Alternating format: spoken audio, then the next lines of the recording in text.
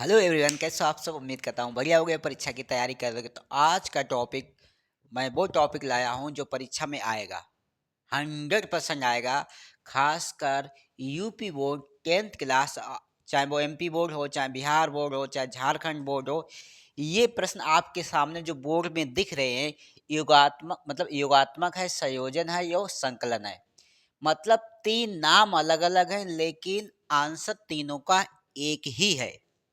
इसका विस्थापन अपक्रिया, मैं कहूँ अगर कोई भी बोर्ड हो, विस्थापन अपक्रिया या एक द्विविस्थापन अपक्रिया के नाम से प्रश्न है, प्रति विस्थापन अपक्रिया के जो नाम प्रश्न है, इन नामों से आपके परीक्षा में हर बार आता है। ये वाला देख लो, अलग अलग नामों से पूछा जाता है, हर बार परीक्षा में पूछा जाता है। तो आप चाहे वो 12th के हों या 10th के, सभी बच्चों के लिए इम्पोर्टेंट टॉपिक रहेगा। तो समझते हैं मैं बहुत सरल भाषा में, क्योंकि हमको बगैर याद करे अगर कुछ सीख जाए तो इससे अच्छा क्या हो सकता है। देखो, संयोजन नाम से क्या लग रहा है कि कुछ साझा होने वाला है। मतलब संयोजन मतलब कुछ साझा हुआ होगा। संयोजन मतलब कहीं ना कहीं एक या एक दो चीजें मिली होंगी तभी संयोजन होता। योगात्मक, योगात्मक मतलब आप योग तो जानते हो, प्लस होता ना। योग मतलब जैसे दो दो चार होते हैं, तीन तीन छः होते हैं, योग करने पर योग हो रहा ना। ठीक, यहाँ पर भी देखो, संयोजन में भी साझा हो रहा, योगात्मक मतलब भी साझा ही हो रहा है, मतलब योग हो रहा है। और संकलन, संकलन मतलब भी मिलना ही होता है, मतलब योग ही होता है। ठीक है। अब हम इसकी परिभाषा को किस प्रकार हम मैनेज करेंगे। देखो, आप बता सकते हो जब दो या दो से अधिक पदार्थ, आप बता सकते हो जब दो या दो से अधिक पदार्थ आपस में साझा करते हैं, या आपस में क्रिया करते हैं, या आपस में मिलते हैं, कुछ भी बता दो। ठीक है, मतलब दो पदार्थ आपस में मिलते हैं या साझा करते हैं, तो हमें जो तीसरा साझा करने के बाद हमें जो तीसरा पदार्थ प्राप्त होता है, वो आपका क्या कहलाएगा, संयोजन, योगात्मक या संकलन। ठीक है, ये पदार्थ कहलाएंगे। आप सीधा सीधा क्या बताओगे परिभाषा के तौर पर कि जब दो या दो से अधिक पदार्थ आपस में संयोजन करते हैं या मिलते हैं, तो वो नए पदार्थ का जो निर्माण करते हैं उसको हम बोलेंगे संयोजन अपक्रिया, या योगात्मक अपक्रिया, या संकलन अपक्रिया। बहुत इजी सी परिभाषा है। एक बार मैं फिर से रिपीट कर रहा हूँ। जब दो या दो से अधिक पदार्थ आपस में साझा करते हैं और साझा करने के बाद एक तीसरे पदार्थ का निर्माण कर देते हैं, वो हमारा क्या कहलाता है, संयोजन, योगात्मक या संकलन अभिक्रिया। बहुत इजी इसका एग्जाम्पल हम लेंगे। जैसे हम कहेंगे, जैसे कार्बन ने ऑक्सीजन के साथ साझा किया, मतलब ऑक्सीजन के साथ क्रिया किया, तो हमको प्राप्त हो गया कार्बन डाइऑक्साइड। क्या प्राप्त हुआ, कार्बन डाइऑक्साइड। लेकिन आपको एक बात अच्छे से याद रखना, इसमें नोट करके दिमाग में सेव कर लो, इसमें आप दो या दो से और एक प्लस और कर सकते हो, तीन भी प्लस कर सकते हो, लेकिन जो पदार्थ का निर्माण होगा वो एकल पदार्थ होगा, मतलब एक होगा, एक। ठीक है, आप यौगिक बता सकते हो। अब देखो, कई सारे पदार्थ मिलेंगे तो एक यौगिक ही बनेगा जाकर, कहीं ना कहीं कई तत्व जब आपस में जुड़ते हैं तो वो यौगिक बनाते हैं। तो ये साझा किया और एक कोई ना कोई पदार्थ, हम यौगिक ना बोल के पदार्थ भी बुला सकते हो उसे। तो ये हमारा बन गया एक नया उत्पाद, जिसका नाम होता है कार्बन डाइऑक्साइड। ठीक, तो ये आपकी ये तीनों की परिभाषा हो गई। जैसे कि भाई मैंने, आप लिख सकते हो, जब दो या दो से अधिक पदार्थ या अधिक तत्व बता सकते हो, अधिक पदार्थ, पदार्थ लो कोई प्रॉब्लम नहीं, पदार्थ आपस में क्रिया करके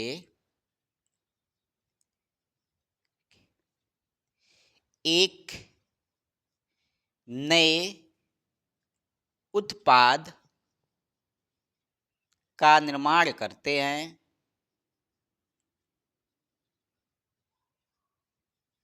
हैं, संयोजन अपक्रिया या योगात्मक अपक्रिया कहलाते हैं। बहुत इजी परिभाषा है। एग्जाम्पल में आप कार्बन को ऑक्सीजन के साथ साझा करवा दें और आपका कार्बन डाइऑक्साइड प्राप्त होगा, तो ये आपका संयोजन, योगात्मक और संकलन अपक्रिया की परिभाषा हो गई बहुत इजी की, ठीक है, बहुत सरल तरीके से। विस्थापन की बात कर लेते हैं। अब आप सबको समझ में आ गया ये टॉपिक, उम्मीद है सबको आ गया, क्योंकि इतना इजी सा मैंने बता दिया, आप भी नहीं समझ पाए तो फिर क्या करेंगे बताओ। छोटी सी बच्चे की परिभाषा है, सीधी सी बात है। मान लीजिए, ठीक है, ये आपका कार्बन है, ये आपका ऑक्सीजन, दोनों मिला दिया आपने, दोनों को मिला दिया तो क्या बन गया, कार्बन डाइऑक्साइड। तो ये क्या कहलाया, संयोजन अपक्रिया। ठीक है, ठीक है। चलो हम अगले टॉपिक पे चलते हैं, विस्थापन अपक्रिया। अगला हमारा टॉपिक क्या है, विस्थापन अपक्रिया। तो विस्थापन अपक्रिया, अब हमारा अगला टॉपिक है विस्थापन अपक्रिया। विस्थापन अपक्रिया, देखो इसकी थोड़ी सी छोटी सी कहानी आपको सुनाते हैं।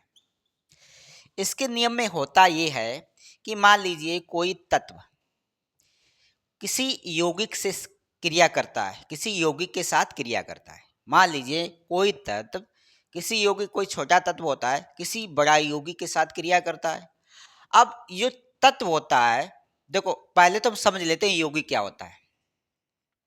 यौगिक, देखो यौगिक किसी दो तत्वों का समूह होता है, दो तत्व मिलके बनते हैं। जैसे मैं कहूँ Fe SO4, या मैं कहूँ CuSO4, तो ये हमारा एक यौगिक है। इसमें पता है ये जो कॉपर है ये प्लस का काम करता है, ये जो SO4 है ये माइनस का काम करता है। यौगिक की यही खास बात ज़्यादातर होती है कि इसमें एक प्लस वाला होता है, एक माइनस वाला होता है, दोनों मिलकर यौगिक का निर्माण करते हैं। ठीक है, दोनों को अब देखो मिलाया तो प्लस माइनस का ही ज़्यादातर ज़्यादा, क्योंकि आप जब भी आप प्लस प्लस को कभी भी आपस में क्रिया करवाएंगे तो ये क्रिया शायद ना हो, क्योंकि प्लस प्लस आपस में क्रिया कर देंगे तो आप एक वो हो जाएगा धमाका। धमाका मतलब है कि दोनों के दोनों पॉजिटिव हैं और दोनों पॉजिटिव होने की वजह वो आपस में क्रिया नहीं करनी। अब होगा क्या, अगर ये एक प्लस है एक माइनस है तो ये प्लस और माइनस का कॉम्बिनेशन आपन बन जाता है, वो आपस में साझा कर लेते हैं। अभी मैं बताता हूँ कैसे। योगी की बात मैंने बता दी कि अब जैसे कि मैंने कहा कि कोई तत्व, मान लीजिए कोई तत्व आपका Fe है, इसका नाम होता है आयरन, ये क्रिया करेगा CuSO4 के साथ। मान लीजिए इसके साथ क्रिया की, ठीक है। अब देखो कि इसमें होता क्या है, जब ये क्रिया करेगा, ये प्लस है, ये वाला हमने कहा प्लस है, ये माइनस है, तो प्लस वाला प्लस के साथ क्रिया नहीं करेगा, क्योंकि दोनों के दोनों पावरफुल है और दोनों के दोनों अगर आपस में लड़ते हो तो हो सकता है ये क्रिया तो हो जाए तो काफी समय बाद कोई तत्व नीचे झुके कि भैया हम पावरफुल नहीं बचे, हमारी एनर्जी खत्म हो चुकी है। लेकिन अगर ये तत्व इसके साथ क्रिया करता है तो ये क्रिया आसानी से हो जाती है, क्योंकि ये माइनस है और प्लस है, दोनों का कॉम्बिनेशन आसानी से बन जाता है। तो प्लस वाला काय से झगड़ा करेगा, जब इसको खाने, मतलब ये माइनस वाला आराम से इसके साथ साझा करना चाह रहा है तो वो इसके साथ क्यों झगड़ा करे, क्यों अपनी वेस्ट में एनर्जी खराब करे। समझ आई मेरी बात। तो वो क्या करे, माइनस वाले के साथ निकल चल, माइनस वाले के साथ मिल जाता है, तो क्या बन जाएगा FeSO4, ये आयरन सल्फेट होता है और कॉपर विस्थापित हो जाएगा। तो समझ में आया कुछ, कॉपर क्या हुआ, विस्थापित हो गया। मतलब एक तत्व किसी यौगिक के साथ क्रिया किया और उस यौगिक में से किसी दूसरे तत्व जो पॉजिटिव रूप में रहता है उसे विस्थापित कर दिया, ठीक है, और उसकी जगह खुद आ गया, क्या हुआ, उसकी जगह स्थान ले लिया। ये हमारी क्या कहलाई, विस्थापन अपक्रिया।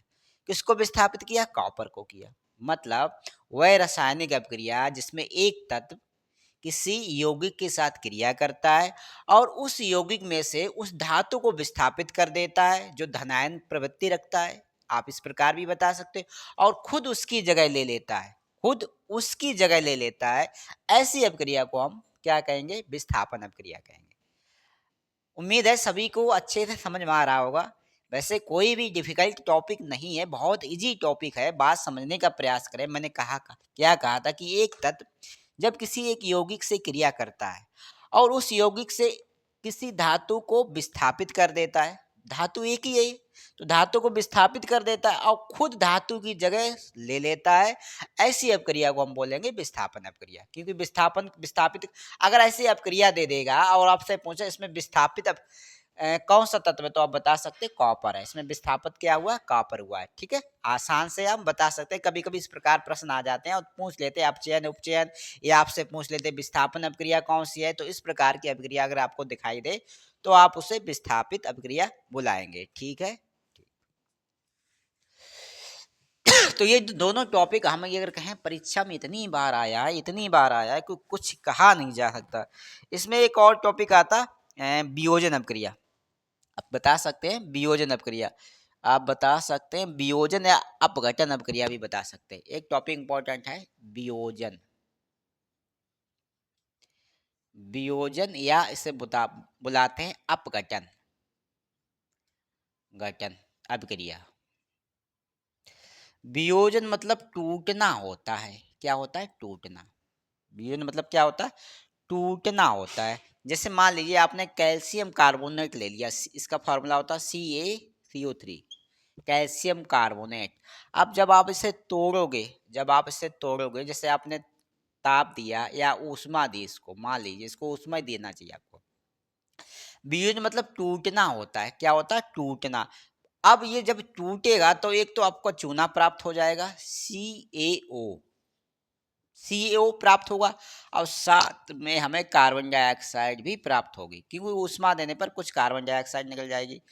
अब देख सकते हो कैसे हुआ ये। आपने CaO धातु को अलग कर दिया, यहाँ लीजिए, इसके साथ हमने एक अधातु को जोड़ा, वो था O के मेरे पास यहाँ कितने थे, 3, यहाँ एक आ गया, तब भी मेरी O के कितने बच्चे, 2। अभी भी मेरे पास एक C का बचा हुआ है, जो C मैंने इधर लगाया, 2 O के जो बचे तो वो इसके साथ जाएगी, एक कार्बन डाइऑक्साइड प्राप्त बन गया। अब कैसे हुआ ये देखो, मैंने कहा था कि वियोजन अपक्रिया मतलब होता है टूटना। अब ये टूट कर दो या दो से अधिक पदार्थ का निर्माण करेगी, तो ऐसी अपक्रिया को हम क्या कहेंगे, वियोजन अपक्रिया। आप सीधा सीधा बता सकते हो, कोई भी अभिकारक जब कई भागों में या दो से अधिक भागों में टूटता है, ये आपका क्या होता है, अभिकारक होता है। एक बार और बता देंगे, नहीं समझे तो मैं बता दें, इसका आप दूसरा नाम अभिकारक इसे बुला सकते हो। वैसे तो इसका नाम कैल्शियम कार्बोनेट होता है, केमिकल नेम, लेकिन आप इसे अभिकारक भी बुला सकते हो कि कोई अभिकारक जिसे हम ऊष्मा दें और वो दो या दो से अधिक भागों में टूट जाए, तो वो क्या कहलाएगी, वियोजन अपक्रिया या अपघटन अपक्रिया कहलाएगी। ठीक है, तो जैसे कि अब मैंने कहा ये कैल्शियम ऑक्साइड और कार्बन डाइऑक्साइड में टूट गया। ठीक है, तो आप जब भी क्रिया कराएं तो एक बार जरूर चेक कर लें, क्योंकि जब भी इधर जितने O है, क्या इधर इतने O हैं, जिधर इधर Ca का एक है, कैल्शियम का इधर भी देखो कैल्शियम का एक है, तो हमें वो जरूर काउंट करने हैं। अगर हमें अपक्रिया को सही से अगर चेक करना है और सही से अगर नंबर प्राप्त करवाने हैं एग्जामिनर से, तो हमें अपक्रिया बैलेंस इनका जरूरी बराबर होना चाहिए। वियोजन अपक्रिया में सिर्फ इतना समझ लेना, टूटना होता है। आप किसी पदार्थ को आप तोड़ोगे तो यकीन मानो वो दो या दो से तीन या उसके अधिक भाग टूटेंगे, तोड़ोगे तो। फिलहाल दो तो भाग तोड़ ही दोगे, मान लीजिए कोई लकड़ी है आपने तोड़े तो दो भाग टूटे, तो वो वियोजन अपक्रिया हो गई। ठीक है, मतलब टूट गया, बस कोई एक भाग था उसमें आपने भाग कर दिए दो या दो तीन कर, जो भी भाग कर दिए, तो वो वियोजन अपक्रिया होगी। बस ये बात है, बस एग्जाम्पल जरूर याद रखना, क्योंकि बगैर रसायन विज्ञान में एग्जाम्पल अगर नहीं दिया तो हो सकता है आपको नंबर ना मिले। आज के लिए इतना है, उम्मीद करता हूँ मेरी क्लास आज की क्लास सबको पसंद आई होगी।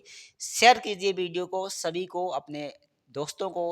अन्य क्लासों में जो बच्चे बोर्ड की तैयारी कर रहे हैं आज, तो उनके लिए ये वीडियो बहुत महत्वपूर्ण हो सकता है। इसी प्रकार के मैं इंपॉर्टेंट टॉपिक और लाता रहूँगा और आपकी परीक्षा की तैयारी करवाता रहूँगा।